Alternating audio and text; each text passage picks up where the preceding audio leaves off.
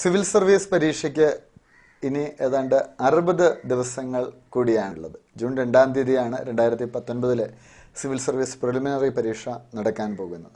3 ഘട്ടങ്ങളിലായിട്ടാണ് പരീക്ഷ നടക്കുന്നതെന്ന് നിങ്ങൾക്കറിയാം. പ്രിലിമിനറി, അതിനുശേഷം പ്രിലിമിനറി പാസ്സാകുന്ന വിദ്യാർത്ഥികൾക്ക് മെയിൻസ് പരീക്ഷ എഴുതാൻ സാധിക്കും. അതിനുശേഷം ഇൻ്റർവ്യൂ.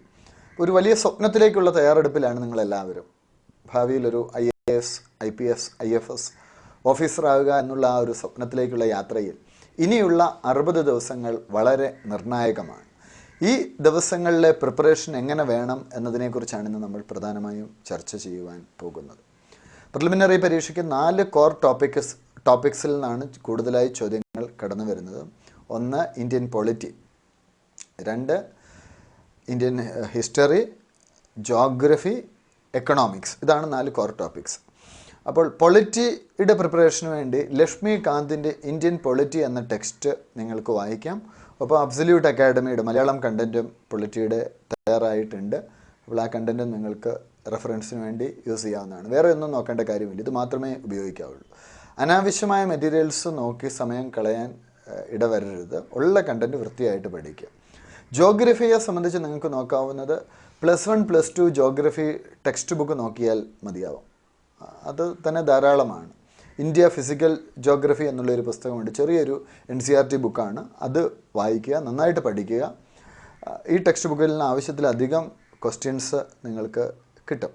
ഇന്ത്യൻ എക്കോണമിയെ സംബന്ധിച്ച് പത്രവാർത്തകളിലൂടെയൊക്കെ നിങ്ങൾ കടന്നു പോയിട്ടുണ്ടാകും എന്ന് വിശ്വസിക്കുന്നു. ഒപ്പം ശങ്കർ കറുപ്പയ്യ എന്ന ഓഥറുടെ ടെക്സ്റ്റ് ബുക്കുണ്ട്, രമേഷ് സിംഗിൻ്റെയും ഉണ്ട്. അതിൽ ശങ്കർ കറുപ്പയ്യയുടെ ടെക്സ്റ്റ് ബുക്കാണ് കുറച്ചുകൂടി സിമ്പിളായിട്ടുള്ള ടെക്സ്റ്റ് ബുക്ക്. അത് റെഫറൻസിനായിട്ട് യൂസ് ചെയ്യാം. ഇന്ത്യൻ ഹിസ്റ്ററിയെ സംബന്ധിച്ച് നിങ്ങൾക്കുള്ളത്, നിങ്ങളുടെ മുമ്പിൽ 1-2 ഓപ്ഷൻസ് നമ്മുടെ മുമ്പിലുണ്ട്. ഒന്ന് രാജീവ് അഹിർ എന്ന ഓഥറിൻ്റെ മോഡേൺ ഇന്ത്യ എന്ന ടെക്സ്റ്റ് ബുക്ക്, സ്പെക്ട്രം പബ്ലിക്കേഷൻസിൻ്റേത് ഒരു നല്ല പുസ്തകം ആണ്. ബിപിൻ ചന്ദ്രയുടെ പഴയ NCERT, ഓൾഡ് NCERT ഹിസ്റ്ററി ഉണ്ട്. ആ ബുക്കും ഒന്ന് റെഫറൻസിനായിട്ട് യൂസ് ചെയ്യുന്നത് നല്ലതാണ്. അപ്പോൾ ഇത് മതി. ബിപിൻ ചന്ദ്രയുടെ ഹിസ്റ്ററി നോക്കിയാൽ അത് തന്നെ ധാരാളം. അതൊന്നും അധികം ഒരുപാട് വലിയ പുസ്തകമല്ല, ഇനി സമയം കുറവായതുകൊണ്ട് അത് നോക്കിയാലും മതിയാവും.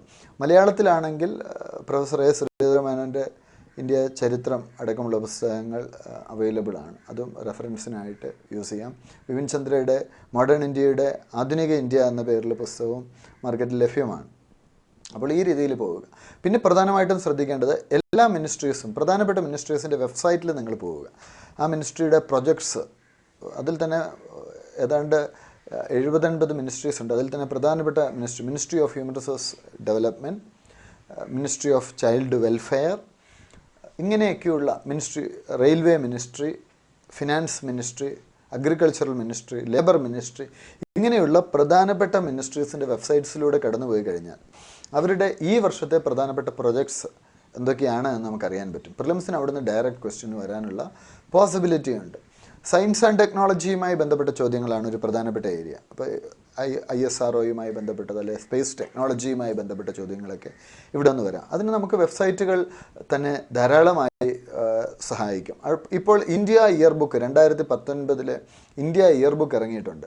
പബ്ലിക്കേഷൻസ് ഡിവിഷനാണ്, മിനിസ്ട്രി ഓഫ് ബ്രോഡ്കാസ്റ്റിങ്ങിലെ പബ്ലിക്കേഷൻ ഡിവിഷനാണ് ആ പുസ്തകം പുറത്തിറക്കിയിരിക്കുന്നത്. അതിലെ പ്രധാനപ്പെട്ട ചാപ്റ്ററുകൾ നിങ്ങൾ ഓടിച്ചു വായിക്കുന്നത് പ്രിലിം പോയിൻ്റ് ഓഫ് വ്യൂവിൽ നല്ലതാണ്.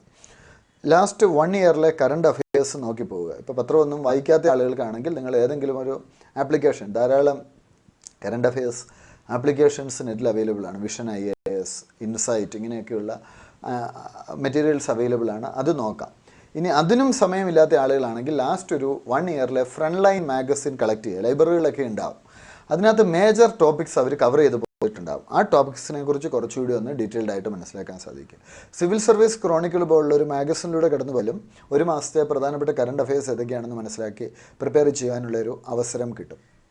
അപ്പോൾ ഈ രീതിയിൽ നിങ്ങളുടെ പ്രിപ്പറേഷൻ നിങ്ങൾ തീവ്രമാക്കി കഴിഞ്ഞാൽ തീർച്ചയായിട്ടും ഈ വർഷത്തെ പ്രിലിമിനറി പരീക്ഷ നിങ്ങൾക്ക് ക്രാക്ക് ചെയ്യാൻ പറ്റും. ലാസ്റ്റ് നൊബേൽ പ്രൈസ്, ജ്ഞാനപീഠ അവാർഡുകൾ, അങ്ങനെയുള്ള പ്രധാനപ്പെട്ട അവാർഡുകൾ ഒന്ന് ഓടിച്ചു നോക്കുക. ഒപ്പം ഇന്ത്യൻ പ്രൈം മിനിസ്റ്റർ, പ്രസിഡൻറ്റ്, ഇവരൊക്കെ റീസെൻ്റ്ലി വിസിറ്റ് ചെയ്ത കൺട്രീസ്, അവിടെ സൈൻ ചെയ്ത പാക്ട്സ് എന്തൊക്കെയാണെന്ന് നോക്കുക. ഇന്ത്യൻ പ്രൈം മിനിസ്റ്റർ, പ്രസിഡൻറ്റ് ഇവരൊക്കെ അടുത്ത കാലത്ത് അറ്റൻഡ് ചെയ്തിട്ടുള്ള ഇൻ്റർനാഷണൽ സമ്മിറ്റ്സ് ഉണ്ട്. അപ്പോൾ ആ സമ്മിറ്റ്സ് ഏതൊക്കെയാണ്? G20, ASEAN, ഇങ്ങനെ അവിടെ എന്തൊക്കെ ഡിസിഷൻസ് ആണ് ഇന്ത്യക്ക് വേണ്ടി എടുത്തത്? പരിസ്ഥിതിയുമായി ബന്ധപ്പെട്ടിട്ട് വന്നിട്ടുള്ള നിയമങ്ങൾ എന്തൊക്കെയാണ്? UN നിയമങ്ങൾ എന്തെങ്കിലുമൊക്കെ വന്നിട്ടുണ്ടോ, അതിനെക്കുറിച്ചൊക്കെ കൂടി ഒന്ന് നോക്കുന്നത് നല്ലതാണ്. ഇന്ത്യൻ ഫോറസ്റ്റ് സർവീസ് എക്സാമിൻ്റെ പ്രിലിമിനറിയും സിവിൽ സർവീസിൻ്റെ പ്രിലിമിനറിയും ഒന്ന് തന്നെ ആയതുകൊണ്ട് തന്നെ വളരെ പ്രധാനപ്പെട്ട ഒരു ഏരിയയാണ് എൻവയോൺമെൻറ്റ് എന്ന് പറയുന്നത്. അപ്പോൾ എൻവയോൺമെൻറ്റുമായി ബന്ധപ്പെട്ട പുസ്തകങ്ങൾ മാർക്കറ്റിൽ അവൈലബിൾ ആണ്. അപ്പോൾ ആ പുസ്തകങ്ങൾ നിങ്ങൾക്ക് നോക്കാം. നമ്മുടെ എൻവയോൺമെൻറ്റ് പുസ്തകം വന്നിട്ടില്ല, അത് 2 മാസം കൂടെ കഴിഞ്ഞ് എൻവയോൺമെൻറ്റ് പുസ്തകം വരത്തുള്ളൂ. അപ്പോൾ മാർക്കറ്റിലുള്ള ഇംഗ്ലീഷ് പുസ്തകങ്ങൾ നോക്കാം. പ്രത്യേകിച്ചും പ്രിലിമിനറി പോയിൻ്റ് ഓഫ് വ്യൂവിൽ ഇംഗ്ലീഷിലുള്ള കണ്ടൻറ്റ് പഠിക്കുക പ്രധാനമാണ്. കാരണം പ്രിലിം നമ്മൾ ഇംഗ്ലീഷിലാണ് ഫേസ് ചെയ്യുന്നത്. മലയാളത്തിൽ സിവിൽ സർവീസ് മലയാളത്തിൽ എഴുതാനുള്ള ഓപ്ഷൻ നമുക്ക് മെയിൻസിലാണ് വരിക. മെയിൻ പരീക്ഷ എഴുതുമ്പോൾ നിങ്ങൾക്ക് മലയാളത്തിൽ എഴുതാം. മെറ്റീരിയൽസ് ആയി കഴിഞ്ഞു. ആവശ്യമുള്ളവർക്ക് ഇപ്പോൾ അബ്സല്യൂട്ട് അക്കാഡമിയിൽ നിന്നും അത് അയച്ച് കൊടുക്കുന്നുണ്ട്. അപ്പോൾ ഈ രീതിയിൽ നിങ്ങൾക്കൊരു സ്ട്രോങ് പ്രിപ്പറേഷൻ നടത്താം. മെയ് 15 മുതൽ ഉള്ള 15 ദിവസം നിങ്ങൾ പൂർണ്ണമായും റിവിഷന് വേണ്ടി വിനിയോഗിക്കുക. ഈ റിവിഷനാണ് നിങ്ങളുടെ വിജയ പരാജയം നിർണ്ണയിക്കുന്നത്. പറ്റുകയാണെങ്കിൽ റൂമിൽ നിന്ന് വെളിയിൽ പോകാതെ റൂമിൽ തന്നെ ഇരുന്നുകൊണ്ട് പഠനത്തിലേക്ക് ശ്രദ്ധ തിരിച്ചു വിടുക. ഡെപ്തിൽ പഠിക്കുക. ലാസ്റ്റ് 3-4 ഇയേഴ്സിലെ ക്വസ്റ്റ്യൻസ് ഒന്ന് ഓടിച്ചു നോക്കി ആ പാറ്റേണുമായിട്ടൊന്ന് ഫെമിലിയറൈസ്ഡ് ആവുക. ഈ രീതിയിൽ നിങ്ങൾ പ്രിപ്പയർ ചെയ്ത് കഴിഞ്ഞാൽ ഇനിയുള്ള 60 ദിവസം തന്നെ മതി നിങ്ങൾക്ക് ഈ പരീക്ഷ ക്രാക്ക് ചെയ്യാൻ. കൂടുതൽ ദിവസമൊന്നും വേണ്ട. ഒപ്പം പേപ്പർ 2 CSAT പേപ്പർ നിർണായകമാണ്. മാത്സിനും ലോജിക്കൽ റീസണിങ്ങിനും ക്വാണ്ടിറ്റേറ്റീവ് ആപ്റ്റിറ്റ്യൂഡിനും ഒക്കെ പ്രാധാന്യമുള്ള CSAT പേപ്പറിൻ്റെ മാർക്ക് സിവിൽ സർവീസ് പ്രിലിമിനറിയുടെ റിസൾട്ടിൽ കൂട്ടില്ല.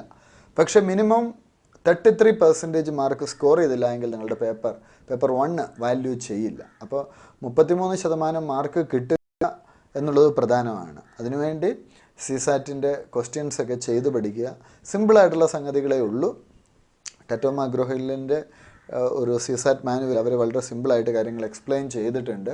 ഇനി നിങ്ങൾക്കത് ബുദ്ധിമുട്ടുണ്ടെങ്കിൽ ഏതെങ്കിലും ഒരു അധ്യാപകൻ്റെ അടുത്ത് പോയി കാര്യങ്ങളൊക്കെ ഒന്ന് മനസ്സിലാക്കിയാലും തെറ്റില്ല. അതിൽ തന്നെ ലാംഗ്വേജ് കോംപ്രിഹെൻഷനും ഉണ്ട്. ഒരു പാരഗ്രാഫ് വന്നിട്ട് ആൻസേഴ്സ് നിങ്ങൾക്ക് എഴുതാം. അങ്ങനെയാണെങ്കിലും നിങ്ങൾക്ക് 1/3 എന്ന് പറഞ്ഞാൽ 100 ചോദ്യത്തിൽ ഒരു 33 ചോദ്യങ്ങൾ ശരിയാക്കണം. ഒരു 10-12 ക്വസ്റ്റ്യൻ ലാംഗ്വേജ് കോംപ്രിഹെൻഷൻ എന്ന് തന്നെ കിട്ടും, ഇംഗ്ലീഷ് ലാംഗ്വേജ് കോംപ്രിഹെൻഷൻ. ബാക്കിയുള്ളത് ലോജിക്കൽ റീസണിങ് ഒക്കെ വെച്ച് നമുക്ക് ചെയ്യാൻ പറ്റുന്നതാണ്. എക്സാമിനെ കുറിച്ച് പേടിക്കാണ്ടിരിക്കുക എന്നുള്ളതാണ് പ്രധാനം. നല്ല പ്രിപ്പറേഷനോട് കൂടി തന്നെ പരീക്ഷ എഴുതുക. ഈ പ്രിലിമിനറി പരീക്ഷയ്ക്ക് നിങ്ങൾക്ക് എല്ലാവിധ വിജയാശംസകളും നേരുന്നു. ഇനി വളരെ ഒരു മികച്ച ഒരു പ്രിപ്പറേഷനുള്ള ഒരു സ്ട്രാറ്റജിയും കൂടി പറഞ്ഞ് ഞാൻ നിർത്തുകയാണ്. UPSC ഈ വർഷം നടത്തിയ മറ്റു പരീക്ഷകളുടെ ക്വസ്റ്റ്യൻ പേപ്പറുകൾ കൂടി നിങ്ങളൊന്ന് UPSCയുടെ സൈറ്റിൽ പോയാൽ കിട്ടും. അപ്പോൾ ആ ക്വസ്റ്റ്യൻസൊക്കെ ഏതൊക്കെ ഏരിയയിൽ നിന്നാണ് വന്നതെന്നുള്ളത് നോക്കുക. അത് പ്രധാനപ്പെട്ട ചില ഏരിയാസ്, ഒഴിവാക്കാൻ പറ്റാത്ത ഏരിയാസ് ആയിരിക്കും. ആ ഏരിയാസ് കൂടെ നന്നായിട്ടൊന്ന് പഠിക്കുക. അത് വേറെ പരീക്ഷയുടെ ക്വസ്റ്റ്യൻ പേപ്പർ ആണെങ്കിലും സിമിലർ ഏരിയാസിൽ നിന്ന് ക്വസ്റ്റ്യൻസ് നിങ്ങളുടെ പരീക്ഷയ്ക്കും ഈ ജൂൺ 2-ാം തീയതി നടക്കുന്ന പരീക്ഷയ്ക്കും വരാനുള്ള പോസിബിലിറ്റി ഉണ്ട്.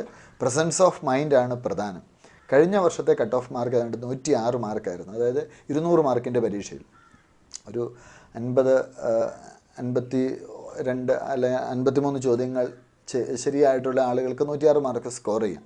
പക്ഷെ നമ്മൾ ചിന്തിക്കേണ്ട ഒരു കാര്യം, ഇവിടെ നെഗറ്റീവ് മാർക്കിംഗ് ഉണ്ട്. അപ്പോൾ ഒരു 10 ചോദ്യം തെറ്റിപ്പോയാൽ നിങ്ങളുടെ ശരി ഉത്തരത്തിന് 3 മാർക്ക് പോകും. അതായത് 10 ചോദ്യം തെറ്റിയാൽ മൊത്തം എത്ര മാർക്ക് പോകും? 10 മാർക്കും പോകും, പ്ലസ് ഒരു 3 മാർക്ക് കൂടെ പോകും. കിട്ടിയത് ഇന്നുകൂടെ പോകും. അപ്പോൾ 13 മാർക്ക് കുറയാനുള്ള പോസിബിലിറ്റി ഉണ്ട്. അപ്പോൾ മിനിമം ഒരു 60 മാർക്ക് സ്കോർ ചെയ്യാവുന്ന രീതിയിൽ വേണം നിങ്ങൾ പ്രിലിമിനറി പ്രിപ്പയർ ചെയ്യാൻ. അതിന് മുമ്പത്തെ വർഷം 114 കട്ട് ഓഫ് വന്നിട്ടുണ്ട്, 16 കട്ട് ഓഫ് വന്നിട്ടുണ്ട്. അപ്പോൾ ഒരു 120 മാർക്ക് സ്കോർ ചെയ്യുക, 60 ഉത്തരം ശരിയാക്കുക എന്നുള്ള ഒരു റേഞ്ച് പിടിച്ച് വേണം പ്രിപ്പയർ ചെയ്യാൻ. അപ്പോൾ ഒരു 120 മാർക്ക് കിട്ടണം എന്നുണ്ടെങ്കിൽ 60 ഉത്തരം ചെയ്താൽ മതിയോ? പോരാ. കാര്യം തെറ്റായ വീണ്ടും മാർക്ക് കുറയും. അപ്പോൾ ഒരു 70 മുതൽ 80 വരെ ഉത്തരം നിങ്ങൾ അറ്റംപ്റ്റ് ചെയ്യുകയാണ്. സോ ഫോർ എക്സാമ്പിൾ നിങ്ങൾ ഒരു 75 ചോദ്യം അറ്റംപ്റ്റ് ചെയ്താൽ ആ 75-ൽ 10 എണ്ണം തെറ്റിപ്പോയാൽ സ്ട്രെയിറ്റ് അവേ എന്തായി? 10 മാർക്ക് അങ്ങ് പോയി. അപ്പോൾ 75-ൽ നിന്ന് 10 പോയി 65. പിന്നെ ആ ഒരു 1/3 കൂടെ കുറയും, ഒരു 3.5 മാർക്ക് കൂടെ പോകും. അപ്പോൾ ഓൾമോസ്റ്റ് ഒരു 62 വന്നു. അപ്പോൾ ഏകദേശം ഒരു 70-നും 80-നും ഇടയ്ക്കുള്ള ചോദ്യങ്ങൾ ചെയ്യുകയാണ് ആപ്റ്റ്. നിങ്ങൾക്ക് എല്ലാവിധ വിജയാശംസകളും നേരുന്നു. Wish you all the best.